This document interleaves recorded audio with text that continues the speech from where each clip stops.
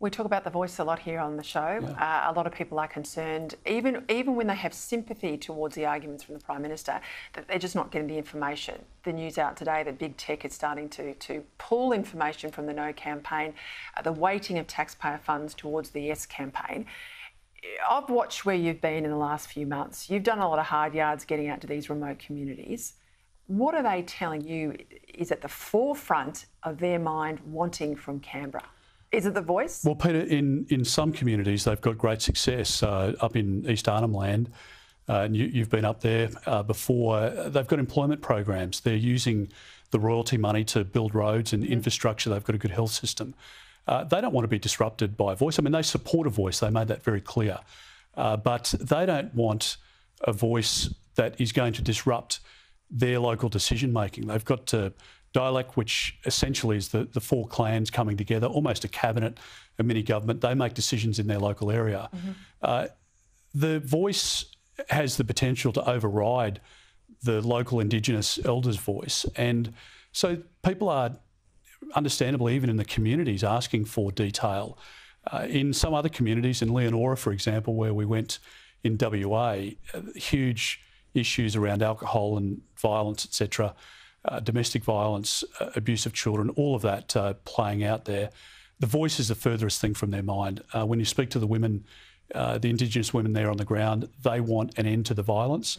They want the grog bans brought back in place, and they're much more practical about getting the outcomes that they want in their community. And there are a lot of Indigenous leaders, I've got to say, as I move around though, who, when the meetings are over, pull you aside and say, look, you're dead right asking for the detail because we've got no idea how it's going to work. And if you're getting that from Indigenous leaders, and a lot of them, frankly, who I think there's a rising level of frustration with the way in which the Prime Minister's approached this debate. Sort of the blurting out at Garma of the words. Now Frank Brennan and others have come out and said it's not going to work. Cabinet government. Exactly right. So no engagement with us through any of that process. And I think that's why Australians are asking, even if they've got good intent, maybe an inclination, they're asking for the detail because they don't want another layer of bureaucracy. They don't want another ATSEC.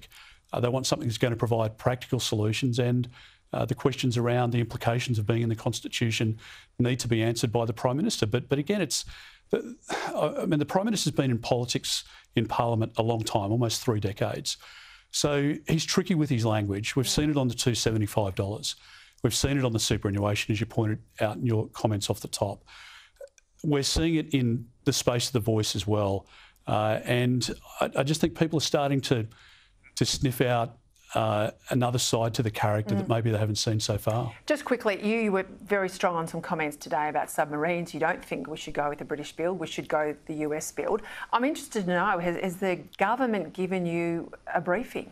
No, not as yet, and I hope that we get one soon because whilst there was short notice given to the then opposition when we brokered the AUKUS deal with the United States and the United Kingdom, there were security reasons for that.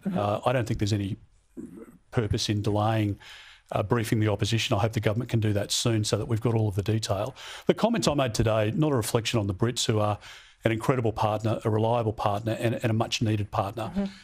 My judgment is that the United States has much more headroom within their industrial capacity. They have the ability to open up a new production line, to deliver a submarine in a quicker time than the Brits can. And what I worry most about with the talk, the chatter around going with the British model is that it's a new design, and that's the problem we've had. It's exactly the problem we had in frigates at the moment, the problem that we had in relation to the French. It's a new design, and the beauty of the Virginia class with the US is that it's a proven design. You could start construction on it tomorrow, and if we're waiting for a new design, it takes the first, maybe 2, 3, 4 submarines off the production line before you get it right. There are inevitable delays, and we need those vessels as quickly as possible. So that's my logic, and the advice that I had when I was Minister for Defence was that there were capacity constraints within the British system with Rolls-Royce and Barrow-in-Furness, and so it's no slight against them. I think we've got to act in our best interest, and we'll support whatever decision the government makes, but that's where I think the decision should land. I've got to go. I'm out of time. I'm sorry. Thank you. That's all right. No, it's a very important issue. Got to leave it there.